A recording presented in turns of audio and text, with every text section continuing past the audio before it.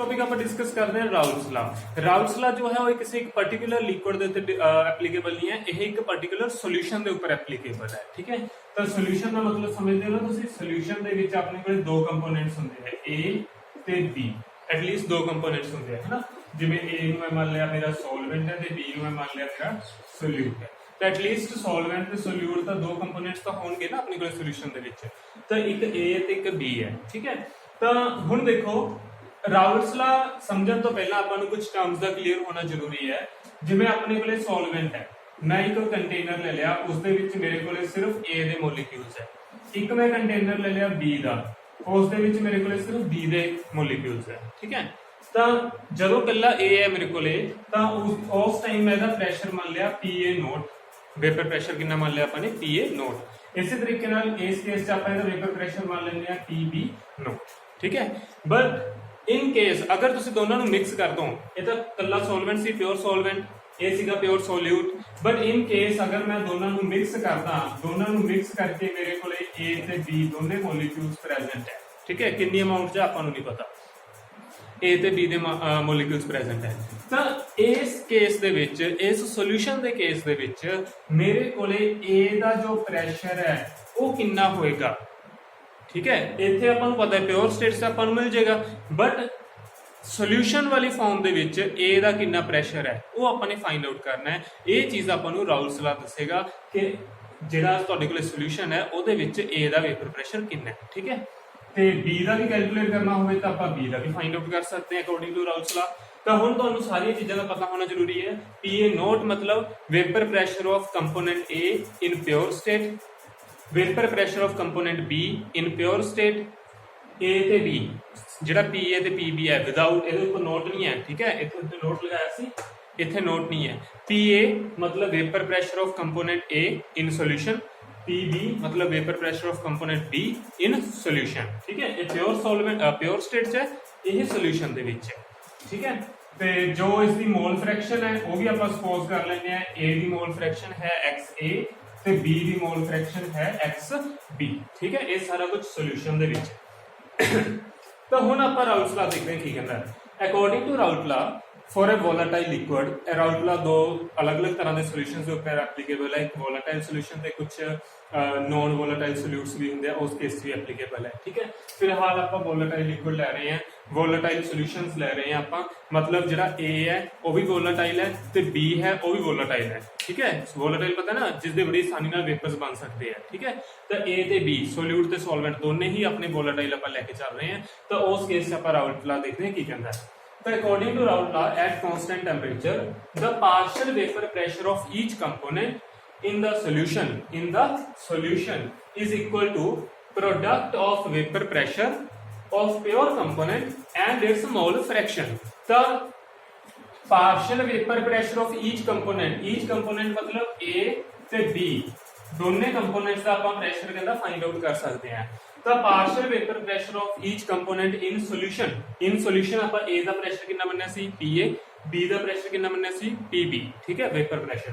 ਤਾਂ according to Raoult's law partial vapour pressure of A that is equal to product मतलब multiply. ठीक है, product of vapour pressure of pure component, product of vapour pressure of pure component मतलब A दा pure state च कितना pressure सीगा ओह and its mole fraction. A दी मोल फ्रैक्शन कितनी है अपने कोले XA।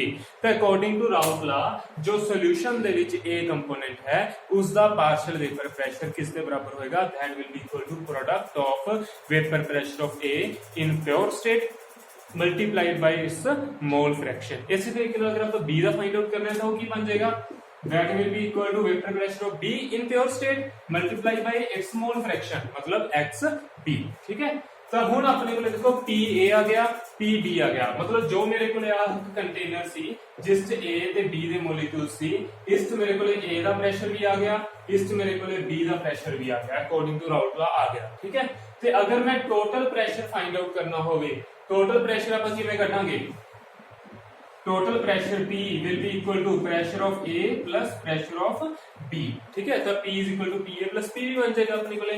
तो हुण देखो तुसी P is equal to PA ਤੇ PV ਦੀ ਵੈਲਿਊ ਮੇਰੇ ਕੋਲ ਉੱਪਰ ਆ ਚੁੱਕੀ ਹੈ। ਫਰਸਟ ਤੇ ਸੈਕੰਡ ਇਕੁਏਸ਼ਨ ਇਹਨੂੰ ਸਪੋਜ਼ ਕਰ ਲਓ ਤਾਂ ਇਹਨਾਂ ਦੋਨੇ ਵੈਲਿਊਜ਼ ਨੂੰ ਆਪਾਂ ਇਸ ਇਕੁਏਸ਼ਨ 'ਚ ਪੁੱਟ ਕਰਦੇ ਹਾਂ। PA ਕਿੰਨਾ ਬਣ ਜਾਏਗਾ PA naught XA plus PB ਦੀ ਜਗ੍ਹਾ ਤੇ ਆ ਜਾਏਗਾ PB नॉट XB। ਤਾਂ ਟੋਟਲ ਵੇਪਰ ਪ੍ਰੈਸ਼ਰ ਆਫ ਦਾ solution is equal to PA naught XA plus PB naught XB। ਠੀਕ ਹੈ, ਚਲੋ ਹੁਣ ਆਪਾਂ ਇਸ ਨੂੰ ਇਰੇਜ਼ ਕਰੀਏ। ਤਾਂ ਹੁਣ ਦੇਖੋ ਤੁਹਾਡੇ ਕੋਲੇ ਜੋ ਆਹ वेपर प्रेशर अपने को आया है P is equal to PA naught XA plus PB naught XB। इस वेपर प्रेशर च अपने को दोनों कंपोनेंट्स की मोल फ्रैक्शन आ रही है, XA की भी आ रही है, XB की भी आ रही है ना। बट इस नु आपां एक कंपोनेंट की फॉर्म च भी चेंज कर सकते हैं। किवें आपां पहले ला पढ़िया होया इस चैप्टर दे विच भी पढ़िया सी आपां ने XA plus XB is always equal to 1। Mole fraction total mole fraction is equal to 1 है ना। तो XA इज इक्वल टू 1 है, XA plus XB is equal to 1 है। तो XA की वैल्यू मैं इथों फाइंड आउट कर सकता है। XA कितना बन जाएगा 1 माइनस XB है ना। तो इसकी वैल्यू आप इस पुट कर सकते हैं। पुट करके देखो की बन जाएगा P will be equal to PA naught XA की जगह पे आ जाएगा 1 minus XB plus PB naught XB। ठीक है, अपने को चीज बन गई अपने को। ਹੁਣ ਦੇਖੋ ਤੁਹਾਡੇ ਕੋਲੇ ਇਸ ਟਰਮ ਦੇ ਵਿੱਚ ਸਿਰਫ XB ਹੈ, ਤੁਹਾਡੇ ਕੋਲੇ ਸਿਰਫ ਇੱਕੋ ਹੀ ਕੰਪੋਨੈਂਟ ਰਹਿ ਗਿਆ, ਦੂਸਰਾ ਕੰਪੋਨੈਂਟ ਆਪਾਂ ਨੇ ਐਲੀਮੀਨੇਟ ਕਰਤਾ। ਠੀਕ ਹੈ, ਤੁਸੀਂ ਚਾਹੋ ਤਾਂ B ਦੀ ਫਾਰਮ 'ਚ ਵੀ ਲਿਖ ਸਕਦੇ ਹੋ, A ਦੀ ਫਾਰਮ 'ਚ ਵੀ ਇਸ ਇਕੁਏਸ਼ਨ ਨੂੰ ਬਣਾ ਸਕਦੇ ਹੋ। ਤਾਂ ਹੁਣ ਮੇਰੇ ਕੋਲੇ P is equal to PA naught minus PA naught XB plus PB naught XB। ठीक है, तो XB ਨੂੰ अगर मैं कॉमन निकाल लवा तो फिर अपने को की बन जाएगा P is equal to PA naught plus इन्हां दोनों दे विचों XB आपां कॉमन कढ लैंदे हैं। ठीक है, XB अगर मैं कॉमन कढ ला तो मेरे को बचेगा PB not minus PA not. ठीक है, तो vapour pressure total vapour pressure जिहड़ा हैगा सोल्यूशन दा वो कितना बन जाएगा अपने को vapour pressure of A in pure state, vapour pressure of B in pure state minus vapor pressure of A in pure state into its mole fraction। mole fraction किसदी है B कंपोनेंट, ਆਪਾਂ B जो है solute ਨੂੰ ਮੰਨਿਆ ਸੀਗਾ।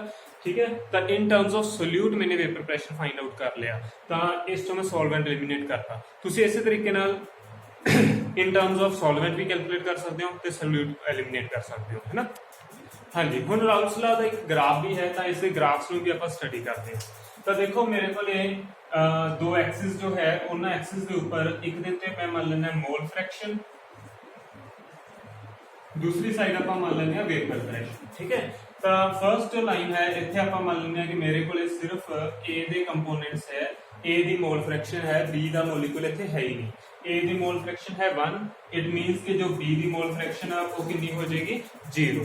ठीक है, इथों देखो XA plus XB that is equal to 1 होता है।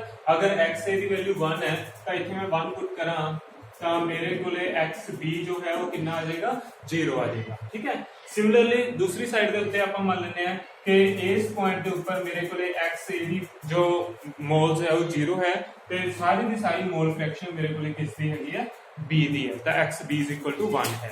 तो हुण देखो मेरे को दो ही केस बन सकते हैं। ठीक है, इनिशियल पॉइंट के ऊपर ते फाइनल पॉइंट के ऊपर A दे आपां मान ले मोल फ्रैक्शन 1, B 0 हो गया, A 0 है तो B कितना हो गया 1।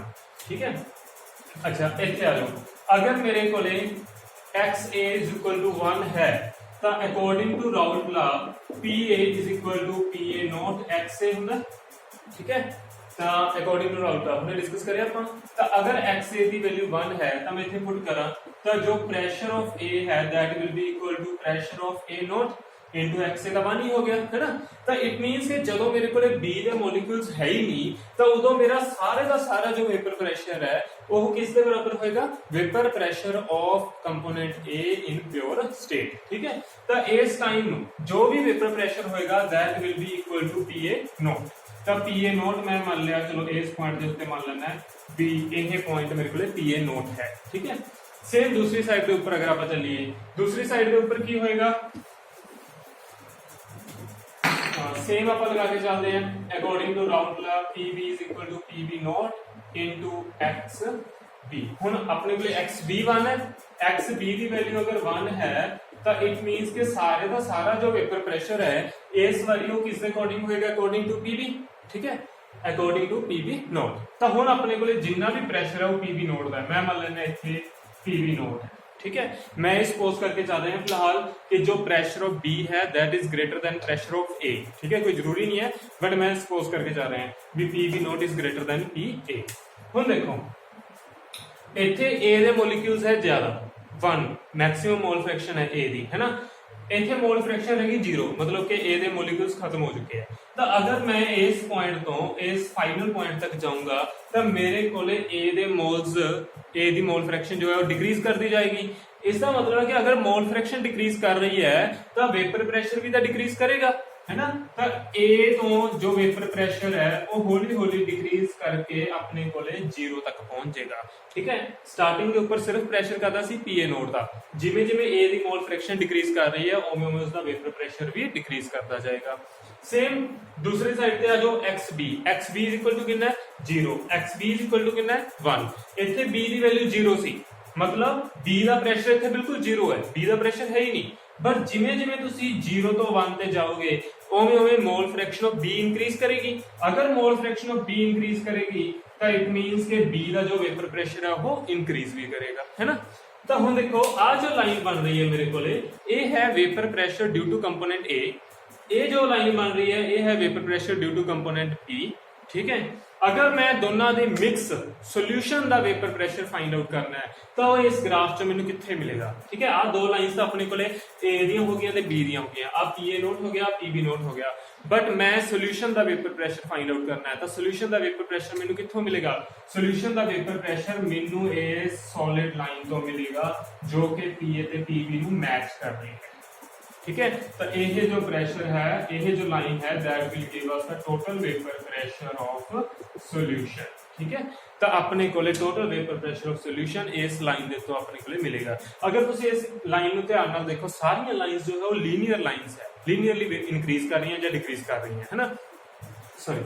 तो लीनियर जो चेंज है क्यों आ रही है ये अपन इत्थों भी पता लग सकती है। लीनियर चेंज जेड़ा वेपर प्रेशर है that is varying according to mole fraction of B, ठीक है, डायरेक्टली वेरी कर रहे हैं, ठीक है। इस दे विच देखो आ सारे कंपोनेंट्स का कांस्टेंट है, इन्हां दे नाल तां वेरिएशन हो नहीं रही। तो आह जो मोल फ्रैक्शन है अगर ये चेंज होएगी तो आह प्रेशर भी चेंज होएगा, है ना। तो अगर ये देखो ये डायरेक्टली एक दूसरे के प्रोपोर्शनल बनते जा रहे हैं तो इट मीनस कि जो वेरिएशन आएगी वो लीनियर आएगी, चाहे वो वेरिएशन इंक्रीज दी आ रही है चाहे डिक्रीज दी आ रही है, दैट इज लीनियर, ठीक है। वो इनवर्स नहीं होएगी ना एक्सपोनेंशियल होएगी, वो लीनियर वेरिएशन अपने को शो करेगा। हाँ जी, नेक्स्ट अपन देखते हैं routes law for non volatile solute.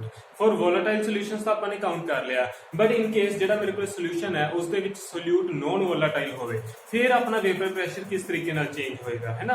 तो देखो सपोज करो आ एक कंटेनर है मेरे कोले, इस नु आपां इक्विलिब्रियम दे विच ले जांदे हैं, तो सिस्टम जो है उसनु आपां क्लोज करता, ठीक है, सिस्टम को अपने क्लोज करता ताकि अपने को इक्विलिब्रियम आ जाए, ठीक है। तो अपन ये चीज पढ़ी हुई है ना कि जो इक्विलिब्रियम है वो सिर्फ क्लोज सिस्टम दे विच ही आ सकता है, वो ओपन सिस्टम दे विच नहीं आ सकता, है ना। तो सिस्टम को अपने क्लोज करते हैं। तो सपोज करो मेरे कोले इत्थे ए दे कंपोनेंट्स है, सिर्फ ए दे कंपोनेंट्स है, ठीक है। चलो अपन सर्कल्स बनाते हैं। मेरे कोले सिर्फ ए दे मॉलिक्यूल्स है, बहुत सारे ए दे मॉलिक्यूल्स अपने कोले प्रेजेंट है। ए ਨੂੰ जो ਆਪਾਂ ਮੰਨਿਆ ਸੀ ਉਹ ਮੰਨਿਆ ਸੀ ਆਪਾਂ ਨੇ ਸੋਲਵੈਂਟ ਤੇ B ਆਪਾਂ ਮੰਨਿਆ ਸੀਗਾ ਆਪਣਾ ਸੋਲਿਊਟ, है ना। ਤਾਂ ਆਪਾਂ ਹੁਣ ਇਹ ਚੀਜ਼ ਮੰਨ ਕੇ ਚੱਲ ਰਹੇ ਹਾਂ ਵੀ ਜਿਹੜਾ ਸੋਲਿਊਟ ਹੈ ਉਹ ਨੋਨ ਵੋਲਾਟਾਈਲ ਹੈ। ਸੋਲਿਊਟ ਕੀ ਹੈ ਆਪਣੇ ਕੋਲੇ ਨੋਨ ਵੋਲਾਟਾਈਲ, मतलब ਸੋਲਿਊਟ ਦੇ ਦਾ ਵੇਪਰਸ ਬਣਦੇ ਨਹੀਂ ਹੈਗੇ, ठीक है। ਸੋਲਿਊਟ ਦੇ ਵੇਪਰਸ ਆਪਣੇ ਕੋਲੇ ਨਹੀਂ ਬਣਦੇ, ਇਹ ਇਵੈਪੋਰੇਟ ਹੀ ਨਹੀਂ ਹੁੰਦਾ। फिलहाल मेरे को सोल्यूशन नहीं है, फिलहाल मेरे को सिर्फ ए कंपोनेंट है। तो ए का जो कंपोनेंट है इसके वेपर्स तो बड़ी आसानी नाल बनणगे, बहुत ज्यादा बनणगे। क्यों ज्यादा वेपर्स बनणगे, क्योंकि मेरे को सिर्फ सॉल्वेंट है, सॉल्वेंट मेरा वोलेटाइल है तो इवेपोरेट होएगा, ज्यादा वेपर्स बनणगे, वेपर्स बनणगे तो बहुत सारा वेपर प्रेशर भी होएगा। तो इस टाइम जो अपने को ए कल्ला हुंदा है, प्योर हुंदा है, तो उस टाइम आपां ए दा वेपर प्रेशर कितना मनदे हैं PA नोट, ठीक है। मगर आपां कांसेप्ट च देख चुके हैं ये चीज, PA नोट हो गया। सैकंड केस दे विच मैं ये चीज मान के चल रहा कि मेरे कोले जेड़ा मेरा कंटेनर है उस कंटेनर दे विच ਆਪਾਂ ਨੇ A ਦੇ ਨਾਲ कुछ ਮੋਲੀਕਿਊਲਸ B ਦੇ ਵੀ ਮਿਕਸ ਕਰਤੇ, ਠੀਕ ਹੈ, B ਦੇ ਵੀ ਮਿਕਸ ਕਰਤੇ। ਮੰਨ ਲਓ ਕਿ ਆਹ B ਦੇ ਮੋਲੀਕਿਊਲਸ ਆ,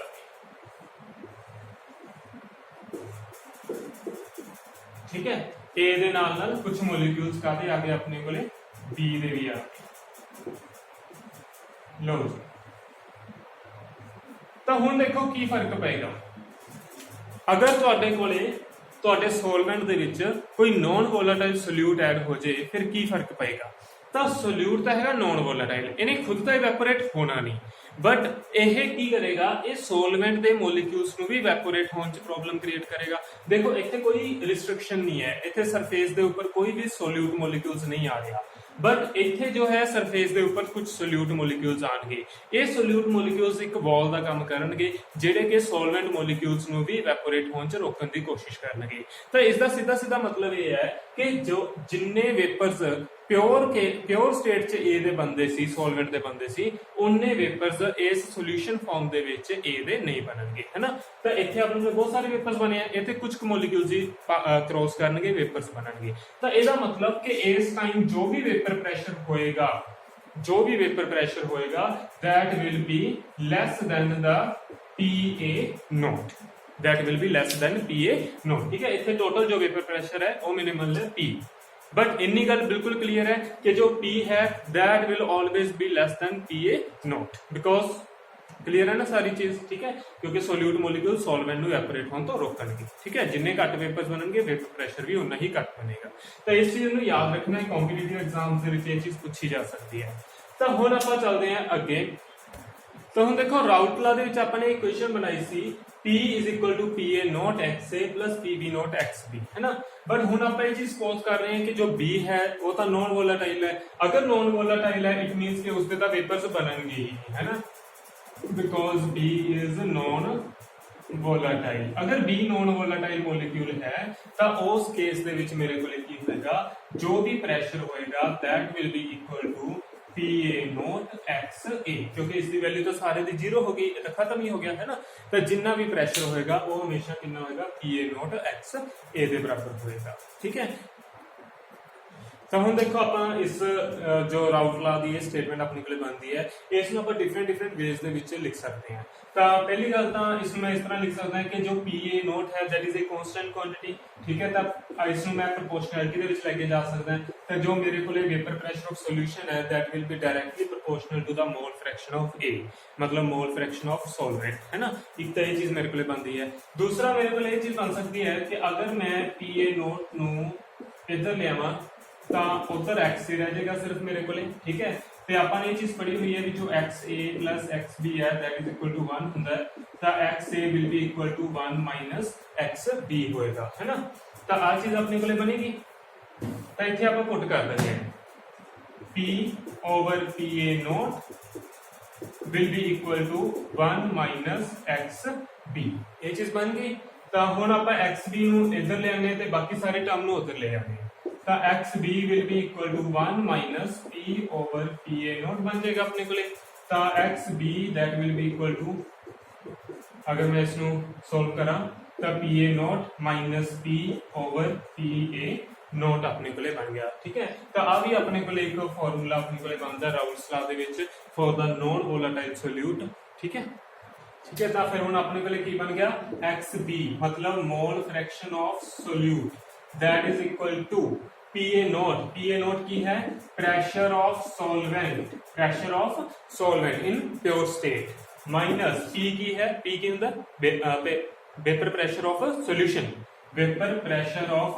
सॉल्यूशन, ठीक है। हर एक टर्म हर एक सिंबल ध्यान से रखना है, divide by PA naught, again PA naught की अंदर pressure of solvent in pure state. तो जो मोल फ्रैक्शन ऑफ सोल्यूट है that can be found by the Raoult's law. तो किधर बराबर बनेगी, that will be equal to pressure of solvent in pure state minus pressure of solution over pressure of solvent in pure state, ठीक है। तो ये कुछ जो फॉर्मूलाज है इन्हें ध्यान से रखना है, न्यूमेरिकल्स दे विच काम आएंगे।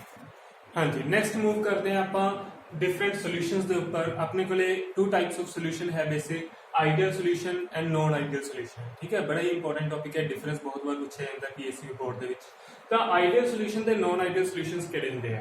ਆਈਡੀਅਲ ਸੋਲੂਸ਼ਨ ਕਿਹੜੇ ਆ? ਦ solution which obey Raoult's law over entire range of solution, entire range of concentration of solution। ठीक है, ताकि entire range of concentration लिख लो। चलो इन्ना कर लो। तो the solution which obey Raoult's law over entire range of concentration, मतलब बहुत ज्यादा concentrations ਦੇ ਉੱਪਰ ਵੀ low concentration, high concentration, intermediate concentration, ਇੰਨੀ ਜ਼ਿਆਦਾ variety of concentration ਦੇ ਵਿੱਚ ਵੀ ਜਿਹੜੇ solution Raoult law ਨੂੰ obey ਕਰਦੇ ਆ they are known as ideal solution। ਤੇ ਜਿਹੜੇ ਕਿਸੇ ਥੋੜੀ ਬਹੁਤ ਕੰਸੈਂਟ੍ਰੇਸ਼ਨ ਦੇ ਉੱਪਰ ਹੀ ਓਬੇ ਕਰਦੇ ਆ ਬਟ ਜ਼ਿਆਦਾਤਰ ਕੇਸਿਸ ਦੇ ਵਿੱਚ ਉਹ ਅਲੱਗ-ਅਲੱਗ ਕੰਸੈਂਟ੍ਰੇਸ਼ਨ ਦੇ ਉੱਪਰ ਰਾਊਟ ਲਾ ਨੂੰ ਓਬੇ ਨਹੀਂ ਕਰਦੇ ਤਾਂ ਉਹਨਾਂ ਨੂੰ ਆਪਾਂ ਕਹਿੰਦੇ ਆ ਨॉन ਆਈਡੀਅਲ ਸੋਲੂਸ਼ਨ। ਠੀਕ ਹੈ, ਆਈਡੀਅਲ ਸੋਲੂਸ਼ਨਸ ਦੇ ਵਿੱਚ ਇੱਕ ਚੀਜ਼ ਹੋਰ ਖਾਸ ਹੈ, delta H mixing is equal to 0, ਮਤਲਬ there is no change in enthalpy, change in enthalpy after mixing is equal to 0। मतलब ਤੁਹਾਡੇ ਕੋਲੇ A ਤੇ B ਦੋ ਸੋਲੂਸ਼ਨ ਦੋ ਕੰਪੋਨੈਂਟਸ ਹੈ, ਅਗਰ ਤੁਸੀਂ ਦੋਨਾਂ ਨੂੰ ਮਿਕਸ ਕਰਦੇ ਹੋ ਤਾਂ ਵੀ ਉਹਨਾਂ ਦੋਨਾਂ 'ਚ ਐਂਥੈਲਪੀ ਦੇ ਵਿੱਚ ਕੋਈ ਵੀ ਚੇਂਜ ਨਹੀਂ ਆਉਂਦਾ, ਜਿੰਨੀ ਐਂਥੈਲਪੀ ਪਹਿਲਾਂ ਸੀ ਉਨੀ ਐਂਥੈਲਪੀ ਮਿਕਸ ਕਰਨ ਤੋਂ ਬਾਅਦ ਰਹਿੰਦੀ ਹੈ। ਸੋ change in mixing is 0, change in mixing is 0। ਠੀਕ ਹੈ, ਮਤਲਬ ਕੋਈ ਚੇਂਜ ਨਹੀਂ ਆਉਂਦੀ। ਸਿਮਿਲਰਲੀ ਅਗਰ ਤੁਸੀਂ ਨॉन ਆਈਡੀਅਲ ਕੇਸ ਦੇਖੋ ਤਾਂ ਇੱਥੇ ਜੋ ਚੇਂਜ ਇਨ ਐਂਥੈਲਪੀ ਹੈ ਉਹ ਆਂਦੀ ਹੈ, ਮਤਲਬ ਜਾਂ ਤਾਂ ਹੀਟ ਰਿਲੀਜ਼ ਹੁੰਦੀ ਹੈ ਜਾਂ ਹੀਟ ਐਬਜ਼ੌਰਬ ਹੁੰਦੀ ਹੈ, ਕੁਝ ਇਸ ਤਰੀਕੇ ਦੀ ਚੇਂਜ ਇਨ ਐਂਥੈਲਪੀ ਆਪਣੇ ਕੋਲ ਆਂਦੀ ਹੈ। ਠੀਕ ਹੈ, ਇਨਕਰੀਜ਼ ਵੀ ਹੋ ਸਕਦੀ ਹੈ, ਡਿਕਰੀਜ਼ ਵੀ ਹੋ ਸਕਦੀ ਹੈ। ਤਾਂ ਇਸ ਨੂੰ ਆਪਾਂ ਕਿਵੇਂ ਲਿਖਾਂਗੇ? Change in ਐਂਥੈਲਪੀ after mixing is not equal to 0। ਠੀਕ ਹੈ, mixing volume delta V mixing is again 0, मतलब change in volume after mixing is 0। मतलब अगर तुसी A ਤੇ B ਨੂੰ ਮਿਕਸ ਕਰਦੇ ਹੋ ਤਾਂ ਵੀ ਜੋ ਵੋਲਿਊਮ ਦੇ ਵਿੱਚ ਹੈ ਕੋਈ ਚੇਂਜ ਨਹੀਂ ਆਉਂਦੀ। ਠੀਕ ਹੈ, ਤਾਂ ਇਸ ਨੂੰ ਤੁਸੀਂ ਸਪੋਜ਼ ਕਰੋ ਕਿ ਤੁਸੀਂ ਇੱਕ ਕੰਪੋਨੈਂਟ ਲਿਆ A 100 ml, ਇੱਕ ਕੰਪੋਨੈਂਟ ਲਿਆ B ਉਹ ਵੀ ਲੈ ਲਿਆ 100 ml। ठीक है, तो 100 ml ही A लिया, 100 ml ही B लिया, अगर तुसी दोनों ਨੂੰ ਮਿਕਸ ਕਰੋਗੇ ਤਾਂ ਆਪਣੇ ਕੋਲੇ 200 ml ਸੋਲੂਸ਼ਨ ਬਣੇਗਾ, है ना। इट मींस कि चेंज इन वॉल्यूम नहीं आ रही, ਪਹਿਲਾਂ ਵੀ ਤੁਹਾਡੇ ਕੋਲੇ ਵੋਲਿਊਮ 200 ਹੀ ਸੀਗਾ, ਹੁਣ ਵੀ ਆਫਟਰ ਮਿਕਸਿੰਗ ਵੀ ਤੁਹਾਡੇ ਕੋਲੇ ਵੋਲਿਊਮ ਕਿੰਨਾ ਬਣਿਆ? 200 ਹੀ ਬਣਿਆ। ਤਾਂ ਇਟ ਮੀਨਸ ਕਿ ਉਹ ਆਈਡੀਅਲ ਸੋਲੂਸ਼ਨ ਹੈ। ਬਟ ਇਨ ਕੇਸ ਅਗਰ ਤੁਹਾਡੇ ਕੋਲੇ ਆਫਟਰ ਮਿਕਸਿੰਗ 200 ml ਨਹੀਂ ਬਣਦਾ, ਥੋੜਾ ਜਿਹਾ ਵੱਧ ਘਟ ਜਾਂਦਾ ਹੈ, ਠੀਕ ਹੈ, ਤਾਂ ਉਸ ਕੇਸ ਦੇ ਵਿੱਚ ਕੀ ਹੋਏਗਾ? ਜਿਹੜਾ ਸੋਲੂਸ਼ਨ ਹੈ ਉਹ ਤੁਹਾਡਾ ਨॉन ਆਈਡੀਅਲ ਹੋਏਗਾ। ਠੀਕ ਹੈ, थर्ड हो गया। फोर्थ पॉइंट ਦੇ ਵਿੱਚ ਕੀ ਹੈ? ਇਹ ਰਾਊਟ ਲਾ ਨੂੰ ਓਬੇ ਕਰਦਾ ਹੈ, ਓਬੇ ਕਰਦਾ ਤਾਂ ਇਟ ਮੀਨਸ ਕਿ ਰਾਊਟ ਲਾ ਦੇ ਫਾਰਮੂਲਾਸ ਜੋ ਇਕੁਏਸ਼ਨਸ ਹੈ ਉਹਨਾਂ ਨੂੰ ਵੀ ਓਬੇ ਕਰੇਗਾ। ਤਾਂ PA PA नॉट x से होएगा, PB PB नॉट x भी होएगा। बट नॉन आइडियल जो है वो इस इक्वेशंस ਨੂੰ ਫੋਲੋ ਨਹੀਂ ਕਰਨਗੇ। That will be not equal to PA naught x से या फिर not equal to PB naught x b। ठीक है, ਹੁਣ ਆਪਾਂ ਕੁਝ ਐਗਜ਼ਾਮਪਲਸ ਕਰਦੇ ਹਾਂ ਆਈਡੀਅਲ ਤੇ ਨॉन ਆਈਡੀਅਲ ਸੋਲੂਸ਼ਨਸ ਦੀਆਂ। ਠੀਕ ਹੈ, ਦੇਖੋ ਜਿਵੇਂ ਆਈਡੀਅਲ ਸੋਲੂਸ਼ਨ ਹੈ, ਆਈਡੀਅਲ ਸੋਲੂਸ਼ਨ ਕੀ ਹੁੰਦੇ ਆ? ਜਿਵੇਂ ਆਪਾਂ ਹੁਣੇ ਕਹਿ ਕੇ ਹਟੇ ਆ ਕਿ 100 + 100 ਅਗਰ 200 ਹੀ ਬਣੇ ਤਾਂ ਦੈਟ ਇਜ਼ ਆਈਡੀਅਲ ਸੋਲੂਸ਼ਨ, ਹੈ ਨਾ। ਤਾਂ ਹੁਣ ਇਹ ਕਿਉਂ ਹੁੰਦਾ ਹੈ ਕਿ ਜਿਹੜਾ ਤੁਹਾਡੇ ਕੋਲੇ A ਕੰਪੋਨੈਂਟ ਹੈ, ਇੱਕ ਬਰਤਨ 'ਚ ਤੁਹਾਡੇ ਕੋਲੇ B ਕੰਪੋਨੈਂਟ ਹੈ, ਤਾਂ ਹੁਣ ਇਹਦੇ ਵਿੱਚ ਜੋ ਵੀ ਫੋਰਸਸ ਹੋਣਗੀਆਂ ਉਹ A ਤੇ A ਦੀਆਂ ਆਪਸ 'ਚ ਫੋਰਸਸ ਹੋਣਗੀਆਂ, ਜਿਨ੍ਹਾਂ ਨੂੰ ਆਪਾਂ ਇੰਟਰਮੋਲੀਕੂਲਰ ਫੋਰਸਸ ਆਫ ਅਟਰੈਕਸ਼ਨ ਕਹਿ ਦਿੰਦੇ ਆ। B ਵਾਲੇ ਬਰਤਨ ਦੇ ਵਿੱਚ ਆਪਣੇ ਕੋਲੇ B ਦੀਆਂ ਹੀ ਇੰਟਰਮੋਲੀਕੂਲਰ ਫੋਰਸਸ ਹੋਣਗੀਆਂ, ਹੈ ਨਾ। ਤਾਂ ਦੋਨੇ ਜੋ ਕੰਟੇਨਰ ਹੈ ਆਪਣੇ ਕੋਲੇ ਉਹਨਾਂ 'ਚ A ਤੇ B ਆਪਦੀਆਂ ਫੋਰਸਸ ਆਫ ਅਟਰੈਕਸ਼ਨ ਹੈ। But after mixing forces of attraction ਜਿਹੜੀਆਂ ਹੈਗੀਆਂ, ਅਗਰ ਉਹ ਮੈਂ ਲਿਖਾਂ ਤਾਂ ਉਹ ਕੀ ਬਣਨਗੀਆਂ? ਉਹ ਬਣਨਗੀਆਂ A ਤੇ B ਦੀਆਂ ਫੋਰਸਸ ਆਫ ਅਟਰੈਕਸ਼ਨ, ਹੈ ਨਾ। ਪਹਿਲਾਂ AA ਸੀ, BB ਸੀ, ਹੁਣ ਬਣੀਆਂ AB। ਤਾਂ ਹੁਣ ਇਸ ਕੇਸ ਦੇ ਵਿੱਚ ਕੀ ਹੁੰਦਾ ਹੈ? ਅਗਰ ਤੁਹਾਡੀਆਂ A ਤੇ B ਦੀਆਂ ਜੋ AB ਇੰਟਰੈਕਸ਼ਨਸ ਨੇ, ਅਗਰ ਉਹ ਸੇਮ ਹੈ ਜੋ ਕਿ AA ਤੇ BB ਚ ਸੀਗੀਆਂ, ਹੈ ਨਾ, ਜਿਹੋ ਜਿਹੀਆਂ ਇੰਟਰੈਕਸ਼ਨਸ ਇਹਨਾਂ ਚ ਸੀਗੀਆਂ, ਅਗਰ ਉਹੋ ਜਿਹੀਆਂ ਹੀ ਇੰਟਰੈਕਸ਼ਨਸ AB ਆਪਸ ਚ ਬਣਾਉਂਦੇ ਆ ਤਾਂ ਇਹਦਾ ਮਤਲਬ ਤੁਹਾਡੇ ਸੋਲੂਸ਼ਨ ਦੇ ਵੋਲਿਊਮ ਦੇ ਵਿੱਚ ਕੋਈ ਚੇਂਜ ਨਹੀਂ ਆਏਗੀ ਤੇ ਤੁਹਾਡਾ ਸੋਲੂਸ਼ਨ ਕੀ ਹੋਏਗਾ? ਆਈਡੀਅਲ ਹੋਏਗਾ। ਫॉर एग्जांपल ਤੁਸੀਂ ਸਪੋਜ਼ ਕਰੋ ਇੱਕ ਬੈਂਜ਼ੀਨ ਲੈ ਲਓ, दूसरा ਤੁਸੀਂ ਸਪੋਜ਼ ਕਰੋ ਟੋਲੂਇਨ ਲੈ ਲਓ। ਠੀਕ ਹੈ, ਬੈਂਜ਼ੀਨ ਦਾ ਫਾਰਮੂਲਾ ਆਪਣੇ ਕੋਲ ਇਹ ਹੁੰਦਾ ਤੇ ਟੋਲੂਇਨ ਦਾ ਫਾਰਮੂਲਾ ਆਪਣੇ ਕੋਲ ਇੱਥੇ CH3 ਹੋ ਜਾਂਦਾ। ਤਾਂ ਅਗਰ ਤੁਸੀਂ ਇਹਨਾਂ ਦੋਨਾਂ ਨੂੰ ਮਿਕਸ ਕਰੋਗੇ ਤਾਂ ਬਿਫੋਰ ਮਿਕਸਿੰਗ ਤੇ ਆਫਟਰ ਮਿਕਸਿੰਗ ਇਹਨਾਂ 'ਚ ਕੋਈ ਵੀ ਇਸ ਤਰ੍ਹਾਂ ਦਾ ਗਰੁੱਪ ਨਹੀਂ ਹੈ ਜੋ ਇੱਕ ਦੂਸਰੇ ਨਾਲ ਬੌਂਡਿੰਗ ਬਣਾ ਸਕੇ। ਜਿਹੋ ਜਿਹੀਆਂ ਫੋਰਸਸ ਬੈਂਜ਼ੀਨ ਦੀਆਂ ਬੈਂਜ਼ੀਨ ਨਾਲ ਹੈ, ਟੋਲੂਇਨ ਦੀਆਂ ਟੋਲੂਇਨ ਨਾਲ ਹੈ, ਆਲਮੋਸਟ ਉਹੋ ਜਿਹੀਆਂ ਹੀ ਫੋਰਸਸ ਬੈਂਜ਼ੀਨ ਦੀਆਂ ਟੋਲੂਇਨ ਨਾਲ ਹੋਣਗੀਆਂ, ਕਿਉਂਕਿ ਇਹਨਾਂ ਦੋਨਾਂ 'ਚ ਕੋਈ ਵੀ ਜ਼ਿਆਦਾ ਪੋਲੈਰਿਟੀ ਵਾਲਾ ਡਿਫਰੈਂਟ ਗਰੁੱਪਸ ਆਪਣੇ ਕੋਲੇ ਨਹੀਂ ਅਟੈਚ ਹੈਗੇ ਜਿਹੜੇ ਫੋਰਸਸ ਨੂੰ ਇਨਕਰੀਜ਼ ਜਾਂ ਡਿਕਰੀਜ਼ ਕਰ ਸਕਣ। ਤਾਂ ਇਸ ਤਰ੍ਹਾਂ ਦੇ ਜੋ ਸੋਲੂਸ਼ਨਸ ਹੈਗੇ ਆ, ਅਗਰ ਇਹਨਾਂ ਨੂੰ ਤੁਸੀਂ ਮਿਕਸ ਕਰੋਗੇ ਤਾਂ ਆਪਣੇ ਕੋਲੇ जो सोल्यूशन बनेगा दैट विल बी आइडियल। मतलब अगर इसका 100 ਤੇ इसका भी 100 लेके चलोगे तो मिक्स करके जो बनेगा दैट विल ऑलवेज बी 200। ठीक है, चलो फॉर एग्जांपल ले सकते हैं अपन जिवें हेक्सेन ले लो ते हेप्टेन ले लो। ਹੈਕਸੇਨ ਤੇ ਹੈਪਟੇਨ ਨੂੰ ਵੀ ਅਗਰ ਤੁਸੀਂ ਮਿਕਸ ਕਰੋਗੇ ਤਾਂ ਵੀ ਤੁਹਾਡੇ ਕੋਲੇ ਕੋਈ ਨਵੀਂ ਇੰਟਰੈਕਸ਼ਨ ਨਹੀਂ ਆਣੀ ਹੈਗੀ ਹੈ ਨਾ। ਨॉन ਪੋਲਰ ਮੋਲੀਕਿਊਲਸ ਹੈਗੇ ਆ, ਹੈਕਸੇਨ ਵੀ ਨॉन ਪੋਲਰ ਹੈ, ਹੈਪਟੇਨ ਵੀ ਨॉन ਪੋਲਰ ਹੈ, ਮਿਕਸ ਕਰੋਗੇ ਤਾਂ ਵੀ ਨॉन ਪੋਲਰ ਹੀ ਰਹਿਣਗੇ। ਕੋਈ ਹਾਈਡਰੋਜਨ ਬੌਂਡਿੰਗ ਨਹੀਂ ਹੋ ਰਹੀ ਨਵੀਂ, ਕਿਸੇ ਵੀ ਤਰ੍ਹਾਂ ਦੀ ਇੰਟਰੈਕਸ਼ਨ ਜਿਹੜੀ ਹੈਗੀ ਇਹਨਾਂ ਦੋਨਾਂ 'ਚ ਨਵੀਂ ਇੰਟਰੈਕਸ਼ਨ ਨਹੀਂ ਆਏਗੀ ਹੈ ਨਾ। ਤਾਂ ਜਿਹੋ ਜਿਹੀਆਂ ਹੈਕਸੇਨ ਦੀਆਂ ਹੈਕਸੇਨ ਨਾਲ ਹੈ, ਹੈਪਟੇਨ ਦੀਆਂ ਹੈਪਟੇਨ ਨਾਲ ਹੈ, ਉਹ ਜਿਹੀ ਹੈਕਸੇਨ ਤੇ ਹੈਪਟੇਨ ਦੀਆਂ ਆਪਸ ਦੇ ਵਿੱਚ ਵੀ ਹੋ ਜਾਣਗੀਆਂ। ਤਾਂ ਆਪਣੇ ਕੋਲੇ ਕੋਈ ਨਵੀਂ ਇੰਟਰੈਕਸ਼ਨ ਨਹੀਂ ਆ ਰਹੀ, ਤਾਂ ਇਟ ਮੀਨਸ ਕਿ ਇਹ ਜੋ ਸੋਲੂਸ਼ਨ ਹੈ that will be ideal solution. ਠੀਕ ਹੈ, ਹੁਣ ਆਪਾਂ ਕੁਝ ਕਰਦੇ ਹਾਂ ਨॉन ਆਈਡੀਅਲ ਸੋਲੂਸ਼ਨਸ ਦੀਆਂ। ਹਾਂਜੀ, ਹੁਣ ਆਪਾਂ ਚੱਲਦੇ ਹਾਂ ਨॉन ਆਈਡੀਅਲ ਸੋਲੂਸ਼ਨ ਦੇ ਉੱਪਰ। ਠੀਕ ਹੈ, ਬਹੁਤ ਹੀ ਇੰਪੋਰਟੈਂਟ ਹੈ ਤੇ ਥੋੜਾ ਜਿਹਾ ਧਿਆਨ ਨਾਲ ਸਮਝਣ ਵਾਲਾ ਵੀ ਟੌਪਿਕ ਹੈ। ਤਾਂ ਹੁਣ ਦੇਖੋ ਆਪਣੇ ਕੋਲੇ ਨॉन ਆਈਡੀਅਲ ਸੋਲੂਸ਼ਨ ਕਿਹੜੇ ਹੁੰਦੇ ਆ, ਆਪਾਂ ਹੁਣੇ ਡਿਫਰੈਂਸ ਕਰਕੇ ਹਟੇ ਆ ਆਈਡੀਅਲ ਤੇ ਨॉन ਆਈਡੀਅਲ ਦਾ। ਨॉन ਆਈਡੀਅਲ ਕਿਹੜੇ ਹੁੰਦੇ ਜਿਹੜੇ ਰਾਊਲਸ ਲਾ ਨੂੰ ਓਬੇ ਨਹੀਂ ਕਰਦੇ ਹੈ ਨਾ। ਤਾਂ ਰਾਊਲਸ ਲਾ ਚ ਕੀ ਸੀ, PA ਜੋ ਹੈ that was equal to PA not XA, but ਆਪਾਂ ਨॉन ਆਈਡੀਅਲ ਚ ਕਹਿੰਦੇ that is not equal to PA not XA। ਹੁਣ ਅਗਰ PA ਜੋ ਹੈ that is not equal to PA not XA ਹੈ ਤਾਂ ਇਸ ਦਾ ਮਤਲਬ PA ਦੀ ਜੋ ਵੈਲਿਊ ਹੈ that will be either greater than PA not XA or less than PA not XA।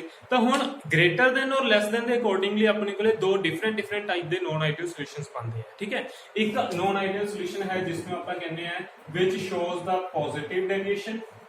ਠੀਕ ਹੈ, solution which shows positive deviation। Deviation ਦਾ ਮਤਲਬ ਹੁੰਦਾ ਹੈ ਚੇਂਜ। ਜਿਹੜੇ ਸੋਲੂਸ਼ਨ ਪੋਜ਼ਿਟਿਵ ਡੈਵੀਏਸ਼ਨ ਸ਼ੋ ਕਰਦੇ ਆ ਤੇ solutions which shows negative deviation। ठीक है, ਤਾਂ ਆਪਣੇ ਕੋਲੇ ਪੋਜ਼ਿਟਿਵ ਤੇ ਨੈਗੇਟਿਵ ਡੈਵੀਏਸ਼ਨ ਸ਼ੋ ਕਰਨ ਵਾਲੇ ਦੋ ਡਿਫਰੈਂਟ ਟਾਈਪ ਦੇ ਸੋਲੂਸ਼ਨਸ ਬਣ ਸਕਦੇ ਹਨ। ਤਾਂ ਕਿਹੜੇ ਹੈਗੇ ਆ ਦੇਖੋ, ਕੀ ਇਫੈਕਟ ਇਹਨਾਂ ਦੇ ਵਿੱਚ ਹੁੰਦੇ ਆ, ਕੀ ਪੈਰਾਮੀਟਰਸ ਹੈਗੇ ਆ। ਤਾਂ which shows the positive deviation। Positive deviation ਦਾ ਮਤਲਬ ਕੀ ਹੈ, ਇਸ ਚੀਜ਼ ਨੂੰ ਸਮਝੋ ਪਹਿਲਾਂ। ਮੰਨ ਲਓ ਆ ਤੁਹਾਡੇ ਕੋਲੇ ਕੰਟੇਨਰ A ਸੀ, ਇਸ 'ਚ ਸਿਰਫ A ਦੇ ਮੋਲੀਕਿਊਲਸ ਹੈ, ਤਾਂ ਇਟ ਮੀਨਸ ਕਿ ਜੋ ਫੋਰਸਸ ਆਫ ਅਟਰੈਕਸ਼ਨ ਜੋ ਵੀ ਫੋਰਸਸ ਹੈ ਉਹ A ਤੇ A ਦੀਆਂ ਹੋਣਗੀਆਂ। ਦੂਸਰਾ ਕੰਟੇਨਰ ਹੈ ਤੁਹਾਡੇ ਕੋਲੇ, ਉਹਦੇ 'ਚ ਸਿਰਫ B ਤੇ B ਸੀਗਾ, ਇਸ ਦੇ ਮਤਲਬ ਇਹਦੇ ਵਿੱਚ ਜੋ ਵੀ ਫੋਰਸਸ ਹੋਣਗੀਆਂ ਉਹ B ਦੀਆਂ B ਨਾਲ ਹੋਣਗੀਆਂ ਹੈ ਨਾ। ਬਟ ਆਫਟਰ ਮਿਕਸਿੰਗ ਜਦੋਂ ਤੁਸੀਂ ਦੋਨਾਂ ਨੂੰ ਮਿਕਸ ਕਰਤਾ ਤਾਂ ਇਹਦੇ ਵਿੱਚ ਨਿਊ ਫੋਰਸਸ ਬਣ ਗਈਆਂ A ਤੇ B ਦੀਆਂ ਹੈ ਨਾ। ਆਈਡੀਅਲ ਦੇ ਕੇਸ 'ਚ ਕੀ ਹੁੰਦਾ ਸੀ, ਜੋ ਫੋਰਸਸ A ਤੇ B ਦੀਆਂ ਸੀ ਉਹ ਜਿਹੀਆਂ ਹੀ ਫੋਰਸਸ A ਤੇ B ਦੀਆਂ ਹੁੰਦੀਆਂ ਸੀ, ਤਾਂ ਉਹ ਸੋਲੂਸ਼ਨ ਆਈਡੀਅਲ ਰਹਿੰਦਾ ਸੀ। ਬਟ ਨॉन ਆਈਡੀਅਲ ਕੇਸ 'ਚ ਕੀ ਹੁੰਦਾ ਹੈ, A ਤੇ B ਦੀਆਂ ਜੋ ਫੋਰਸਸ ਨੇ they R different from AA and B। ਠੀਕ ਹੈ, ਹੁਣ ਡਿਫਰੈਂਟ ਦਾ ਮਤਲਬ ਕੀ ਹੈ, A ਤੇ B ਦੀਆਂ ਫੋਰਸਸ ਮੇ ਬੀ ਕਿ ਇਹਨਾਂ ਨਾਲੋਂ ਸਟਰੋਂਗ ਹੋਣ, ਮੇ ਬੀ ਕਿ ਇਹਨਾਂ ਨਾਲੋਂ ਵੀਕ ਹੋਣ ਹੈ ਨਾ।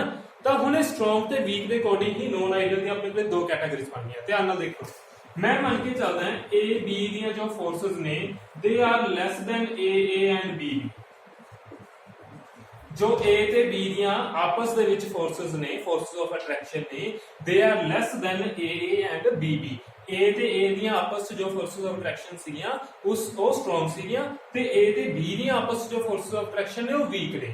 ਤਾਂ ਹੁਣ ਇਸ ਚੀਜ਼ ਨੂੰ ਧਿਆਨ ਨਾਲ ਦੇਖੋ, ਪਹਿਲਾਂ ਇਹਨਾਂ 'ਚ ਫੋਰਸਸ ਆਫ ਅਟਰੈਕਸ਼ਨ ਕੀ ਸੀਗੀਆਂ, ਸਟਰੋਂਗ ਸੀਗੀਆਂ। A ਦੀਆਂ A ਨਾਲ ਸਟਰੋਂਗ ਸੀ, B ਦੀਆਂ B ਨਾਲ ਸਟਰੋਂਗ ਸੀ।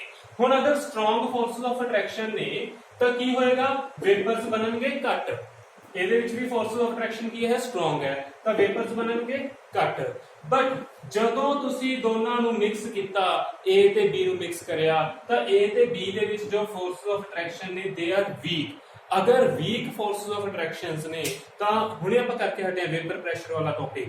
ਅਗਰ ਇਹਨਾਂ ਦੋਨਾਂ 'ਚ ਫੋਰਸਸ ਆਫ ਅਟਰੈਕਸ਼ਨ ਘੱਟ ਹੈ ਤਾਂ ਇਟ ਮੀਨਸ ਕਿ A ਦੇ ਮੋਲੀਕਿਊਲ ਤੇ B ਦੇ ਮੋਲੀਕਿਊਲ ਬੜੀ ਆਸਾਨੀ ਨਾਲ ਇਵੈਪੋਰੇਟ ਹੋ ਜਾਣਗੇ, ਕਿਉਂਕਿ ਫੋਰਸ ਆਫ ਅਟਰੈਕਸ਼ਨ ਤਾਂ ਵੀਕ ਹੈ। ਫੋਰਸ ਆਫ ਅਟਰੈਕਸ਼ਨ ਵੀਕ ਹੈ ਤਾਂ ਫਟਾਫਟ ਵੇਪਰਸ ਬਣ ਜਾਣਗੇ। ਠੀਕ ਹੈ, ਤਾਂ ਸਿੰਪਲ ਜਿਹਾ ਮਤਲਬ ਇਹ ਹੈ ਕਿ A ਦੇ ਵਿੱਚ ਤੇ B 'ਚ ਜੋ ਵੇਪਰਸ ਬਣਦੇ ਸੀ ਉਹਨਾਂ ਦੀ ਕਾਊਂਟਿੰਗ ਘੱਟ ਸੀ ਤੇ A B ਜਦੋਂ ਮਿਕਸ ਕਰਤਾ ਤਾਂ ਉਦੋਂ ਜਿਹੜੇ ਵੇਪਰਸ ਬਣੇ ਨੇ ਉਹਨਾਂ ਦੀ ਕਾਊਂਟਿੰਗ ਜ਼ਿਆਦਾ ਹੈ। ਤਾਂ ਅਗਰ ਵੇਪਰਸ ਜ਼ਿਆਦਾ ਹੈ ਤਾਂ ਆਬਵੀਅਸਲੀ ਵੇਪਰ ਪ੍ਰੈਸ਼ਰ ਵੀ ਕੀ ਹੋਏਗਾ, ਹਾਈ ਹੋਏਗਾ। ਵੇਪਰ ਪ੍ਰੈਸ਼ਰ ਹਾਈ ਹੋਏਗਾ ਕਿਸ ਦਾ, ਸੋਲੂਸ਼ਨ ਦਾ, A ਕੰਪੋਨੈਂਟ ਦਾ ਵੀ ਤੇ B ਕੰਪੋਨੈਂਟ ਦਾ ਵੀ। ਇਸੇ ਕਰਕੇ ਆਪਾਂ ਆਹ ਪੁਆਇੰਟ ਲਿਖਿਆ, ਦੇਖੋ ਧਿਆਨ ਨਾਲ, PA pressure of component A in solution is greater than pressure of component A in pure state। ठीक है, पहला की ਹੁੰਦਾ ਸੀ PA was equal to PA not XA, but ਹੁਣ ਕੀ ਹੈ, PA is greater than PA not XA। Clear है जी। A ਦਾ ਜੋ vapour pressure है इस सॉल्यूशन च वो ज्यादा होएगा as compare to pure state. Same बी दे केस च बी दा वेपर प्रेशर ज्यादा होएगा as compare to pure state. ਤਾਂ ਰਾਊਟਲਾ इथे चेंज हो गया। ਰਾਊਟਲਾ ਕਹਿੰਦਾ ਸੀ ਇਕੁਅਲ ਹੋਣਾ ਚਾਹੀਦਾ ਹੈ, ਬਟ ਇੱਥੇ ਕੀ ਹੋ ਗਿਆ, ਗ੍ਰੇਟਰ ਦੈਨ ਹੋ ਗਿਆ। ਇਟ ਮੀਨਸ ਕਿ ਇਹ ਜੋ ਸੋਲੂਸ਼ਨ ਹੈ ਇਹ ਸੋਲੂਸ਼ਨ ਰਾਊਟਲਾ ਨੂੰ ਓਬੇ ਨਹੀਂ ਕਰਦਾ, ਇੱਥੇ ਗ੍ਰੇਟਰ ਦੈਨ ਹੋ ਗਿਆ, है ना। सेम अगर आप रिवर्स करिए, रिवर्स करके देखिए, इन केस आप सपोज कर लिए कि अपने कोले इनू भी रेस करना पड़ेगा।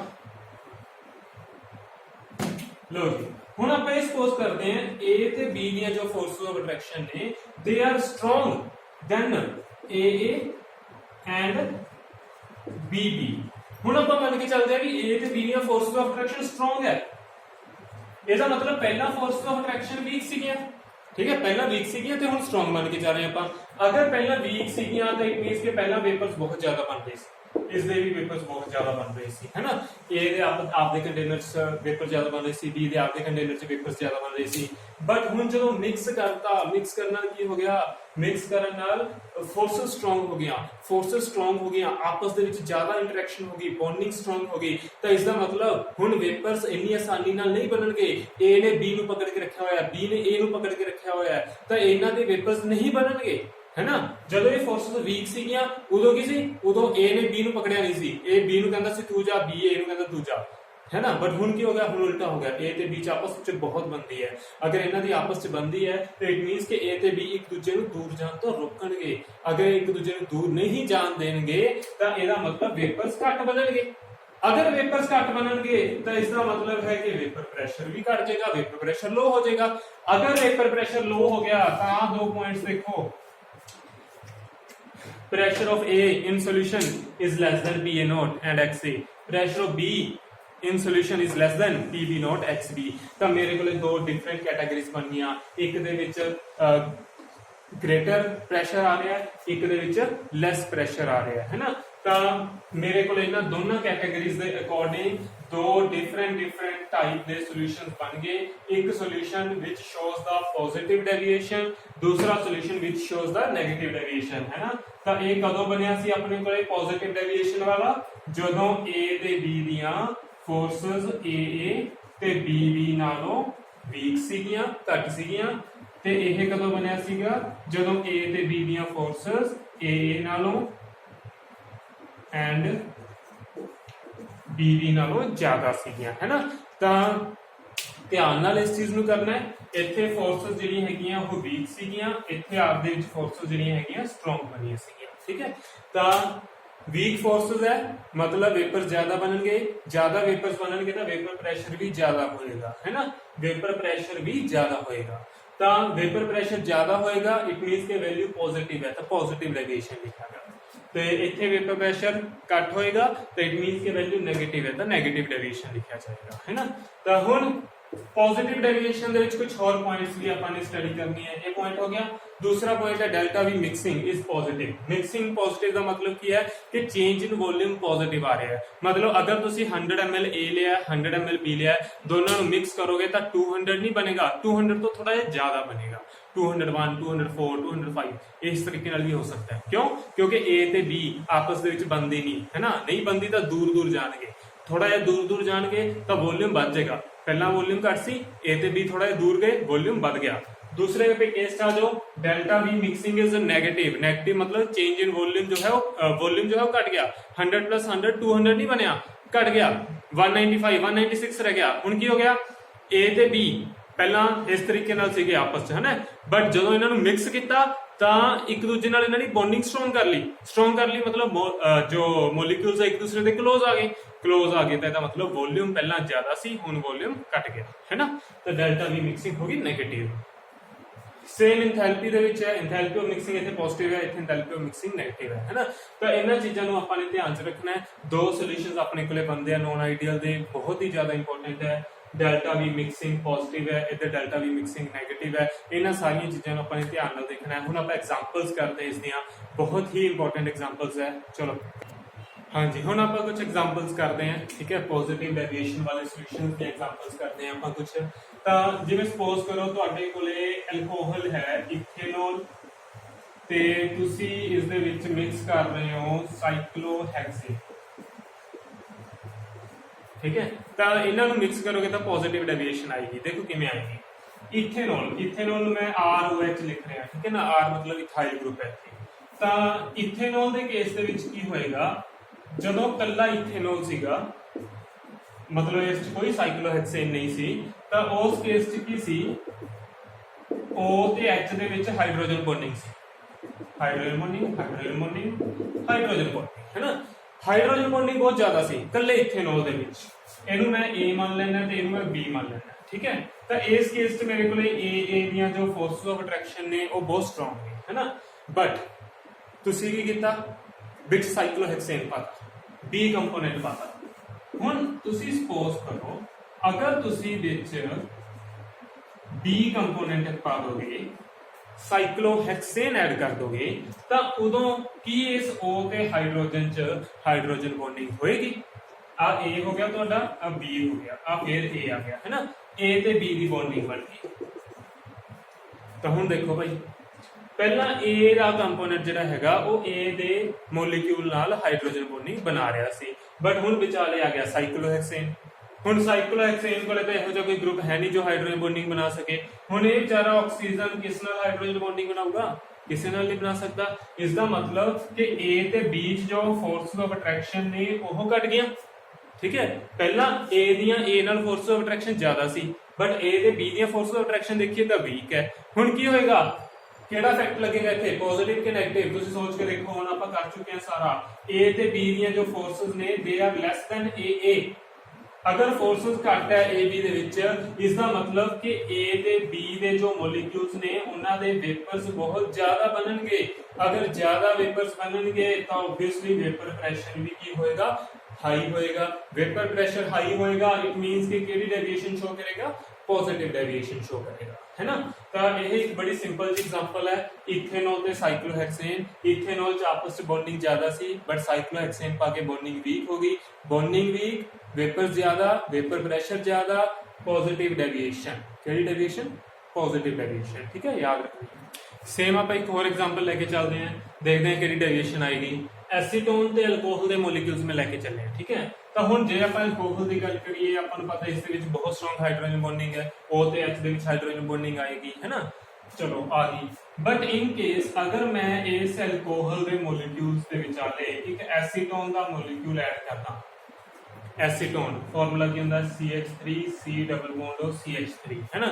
तो हुण की हो गया, A ते B इन्हां दोनों दे विच फोर्सेस ऑफ अट्रैक्शन वीक हो गया। नो डाउट एसीटोन जो है वो भी हाइड्रोजन बॉन्डिंग बना सकता है, बट एसीटोन जिहड़ा हैगा उसदी हाइड्रोजन बॉन्डिंग इन्नी स्ट्रांग नहीं है जिन्नी ज्यादा स्ट्रांग अल्कोहल दे मॉलिक्यूल्स दे विच हुंदी है। तो इस केस दे विच भी A ते B दी जो हाइड्रोजन बॉन्डिंग है वो आपस दे विच वीक होएगी एज कंपेयर टू AA जो हाइड्रोजन बॉन्डिंग है। तो अगेन अगर इस दे विच बॉन्डिंग वीक है तो वेपर्स ज्यादा, वेपर प्रेशर भी ज्यादा, तो फिर डेविएशन केड़ी आएगी, पॉजिटिव डेविएशन आएगी, ठीक है। हुण आपां कुछ होर एग्जांपल करिए, एसीटोन ते क्लोरोफॉर्म ले लैंदे आपां। हुण एसीटोन दा फार्मूला अगर तुसीं देखो ते क्लोरोफॉर्म दा फार्मूला CH3। एसीटोन दी एसीटोन नाल कोई हाइड्रोजन बॉन्डिंग नहीं है, क्लोरोफॉर्म दी आप दे विच नहीं है ना। बट जदों तुसीं इन्हां नूं मिक्स कर दिंदे हो, जदों आपां इन्हां नूं मिक्स करांगे तां की होएगा, आह वाला हाइड्रोजन ते आह वाला ऑक्सीजन, इन्हां दोनों दे विच हाइड्रोजन बॉन्डिंग अपने कोले ऐड हो जाएगी, है ना। 3 क्लोरीन ग्रुप्स लगे हुए हैं, तो बहुत स्ट्रांग ग्रुप्स अपने को हैगे हैं। तो इत्थे जो हाइड्रोजन है वो भी हाइड्रोजन बॉन्डिंग बना सकता है। तो O ते H दे विच हाइड्रोजन बॉन्डिंग आ गई। हुण देखो आ A सी ते आह B, है ना, A ते B। पहला A दियां A नाल फोर्सेस जो सीगियां है नहीं सी, कोई हाइड्रोजन बॉन्डिंग स्ट्रांग है नहीं सी, वीक फोर्सेस सी। B दियां भी आपदे आप नाल कोई फोर्सेस है नहीं सी, है ना। बट जदों दोनों नूं मिक्स कीता तो बहुत अच्छी इन्हां दे विच बॉन्डिंग हो गई। तो हुण अगर बॉन्डिंग अच्छी होगी, स्ट्रांग बॉन्डिंग होगी, तो इसका मतलब हुण वेपर्स घट बनणगे। वेपर घट बनणगे तो सारी कहानी हुई, वेपर्स घट है, वेपर प्रेशर भी घट है, तो डेविएशन की आएगी, नेगेटिव डेविएशन आएगी, है ना। तो इस तरह की कुछ एग्जांपल्स अपने को है पॉजिटिव ते नेगेटिव डेविएशन वाली। हुण आप इसके ग्राफ